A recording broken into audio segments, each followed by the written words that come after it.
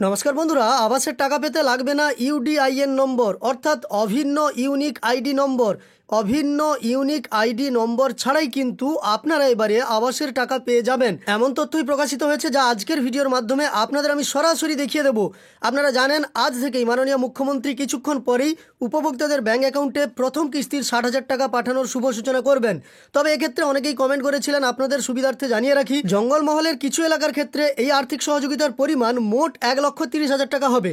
তবে এই টাকা যে আজ থেকেই আপনাদের ব্যাঙ্ক অ্যাকাউন্টে ঢুকতে শুরু করবে, তার যে শুভ সূচনা করবেন মাননীয় মুখ্যমন্ত্রী, সেক্ষেত্রে যে 12 লক্ষ উপভোক্তার ব্যাঙ্ক অ্যাকাউন্টে প্রথম কিস্তির 60,000 টাকা পাঠানো হবে, তা কিন্তু আগামী 4-5 দিনের মধ্যেই আপনাদের ব্যাঙ্ক অ্যাকাউন্টে ক্রেডিট হবে, এই ধরনের কথা জানানো হয়েছে।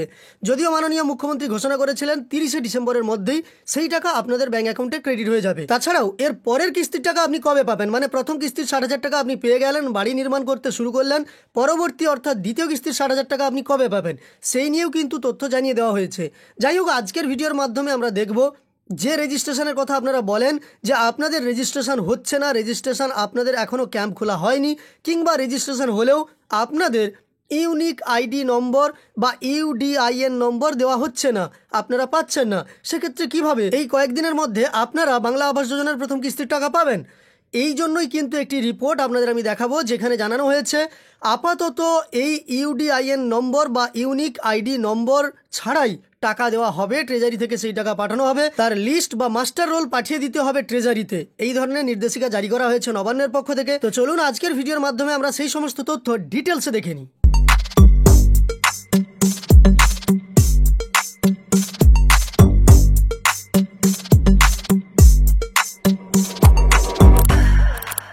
তো দেখুন, আপাতত ইউনিক আইডি নয়, জেলায় আবাসের টাকা।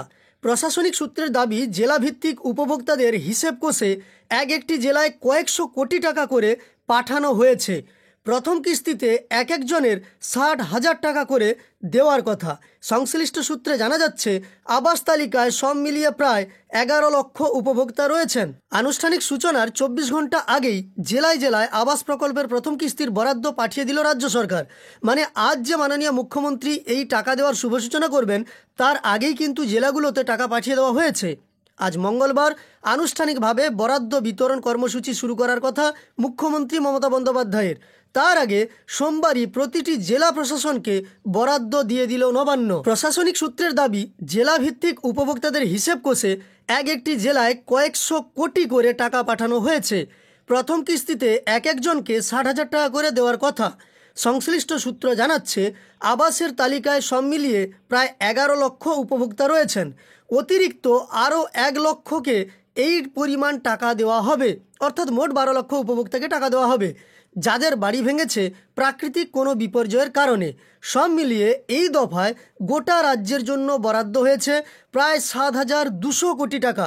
সরকারি সূত্র জানাচ্ছে শুরুতে স্থির হয়েছিল প্রত্যেক উপভোক্তার জন্য একটি করে অভিন্ন নম্বর বা ইউনিক আইডি তৈরি হবে, যার ভিত্তিতে বরাদ্দ ছাড়বে সরকার। কিন্তু প্রযুক্তিগত কিছু জটিলতার কারণে আপাতত সেই পথে হাঁটছে না নবান্ন। আপনারা জানেন এই ক্যাম্পগুলো শুরু হওয়ার পরে প্রযুক্তিগত বা টেকনিক্যাল ফল্ট ধরা পড়ে এবং আপনাদের এই রেজিস্ট্রেশন বা আইডি দেওয়ার প্রক্রিয়া চালিয়ে যাওয়ার ক্ষেত্রে আধিকারিকরা সমস্যায় পড়েছিলেন। এ নিয়ে বিভিন্ন জায়গায় সমস্যাও তৈরি হয়েছিল। বরং চূড়ান্ত অনুমোদন পাওয়া উপভোক্তাদের একটি মাস্টার রোল তৈরি করে ট্রেজারির মাধ্যমে সংশ্লিষ্টদের ব্যাংক অ্যাকাউন্টে সরাসরি টাকা পাঠানো হবে। গোটা প্রক্রিয়াটির ওপর নজর রাখবেন জেলা শাসকেরা। মানে বুঝতেই পারলেন, একটি মাস্টার রোল তৈরি করে পাঠিয়ে দেওয়া হবে ট্রেজারিতে এবং ট্রেজারি থেকেই সেই মাস্টার রোল ধরে ধরে টাকা পাঠানো হবে। আপাতত ইউনিক আইডি ছাড়াই টাকা দেওয়া হচ্ছে। এক কর্তার কথায়, উপভোক্তার ব্যাঙ্ক অ্যাকাউন্টে সরাসরি টাকা পাঠানো নিয়ে ইতিমধ্যে অর্থ দপ্তর কিছু বিধির সুপারিশ করেছে, যাতে একমাত্র প্রকৃত উপভোক্তাই টাকা পাবেন। এই সুপারিশগুলো কিন্তু নিয়ে আপনাদের আমি একটি ভিডিও দেব। 9 দফা সেখানে কিন্তু নির্দেশিকা জারি করা হয়েছে।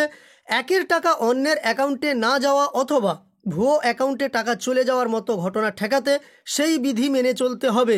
ইতিমধ্যে প্রত্যেক উপভোক্তার অ্যাকাউন্ট যাচাই করা হয়েছে। আজ মঙ্গলবার মুখ্যমন্ত্রী মমতা বন্দ্যোপাধ্যায় গঙ্গাসাগর মেলার প্রস্তুতি বৈঠক ডেকেছেন।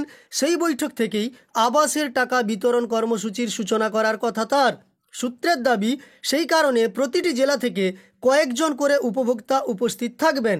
তাদের হাতে প্রতীকী শংসাপত্র তুলে দেবেন মমতা। তারপর থেকেই প্রত্যেক উপভোক্তার ব্যাঙ্ক অ্যাকাউন্টে টাকা পাঠানো শুরু করবে জেলা প্রশাসনগুলি। এছাড়াও দ্বিতীয় কিস্তির টাকা আপনারা কবে পাবেন? প্রথম কিস্তির টাকা পেয়ে গেলেন এবং বাড়ি নির্মাণ করতে শুরু করলেন, দ্বিতীয় কিস্তির টাকা কবে পাবেন সেই নিয়েও কিন্তু তথ্য জারি করা হয়েছে বা তথ্য জানানো হয়েছে, সেটাও আপনাদের আমি দেখিয়ে দেবো। তবে এই ভিডিওতে নয়, অন্য একটি ভিডিওর মাধ্যমে আপনাদের জানিয়ে দেবো। আজকের ভিডিওর মাধ্যমে এইটুকু তথ্য দেওয়ার ছিল যে আপনারা কিন্তু এবারে যে টাকা পেতে চলেছেন সেক্ষেত্রে অনেকের ইউনিক আইডি নেই, না থাকলেও কোনো প্রবলেম নেই। আপনারা আপনাদের অভিন্ন বা ইউনিক আইডি ছাড়াই ব্যাঙ্ক অ্যাকাউন্টে আবাস যোজনার প্রথম কিস্তির 60,000 টাকা পেয়ে যাবেন। আজ থেকেই তার শুভ উদ্বোধন হবে এবং মাননীয় মুখ্যমন্ত্রীর কথা মতো আপনারা 31শে ডিসেম্বর বা 30শে ডিসেম্বরের মধ্যেই সেই টাকা পেয়ে যাবেন। তবে সূত্রে জানানো হচ্ছে যে 3-4 দিন বা 5 দিনের মধ্যেই সেই টাকা আপনাদের ব্যাঙ্ক অ্যাকাউন্টে ঢুকে যাওয়ার কথা।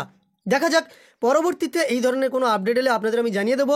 তবে যেসব জেলাগুলিতে নির্বাচনের কারণে আবাসের সার্ভে দেরি হয়েছিল সেই সব জেলাগুলি মিলিয়ে 30-31 তারিখের মধ্যে প্রত্যেকটি জেলায় আশা করা যায় 12 লক্ষ উপভোক্তাই টাকা পেয়ে যাবেন। তো এই তথ্যগুলি দেখার পরে আপনার যদি উপকারে এসে থাকে একটি লাইক করে আমাদের উৎসাহিত করার সঙ্গে সঙ্গে এই ধরনের তথ্য আরও পাওয়ার জন্য এই চ্যানেলের সঙ্গে যুক্ত থাকতে চ্যানেলটিকে সাবস্ক্রাইব করে পাশে থাকা নোটিফিকেশন বেল আইকনটাও অল করে রাখবেন। ভিডিওটি শেষ পর্যন্ত দেখার জন্য অসংখ্য ধন্যবাদ।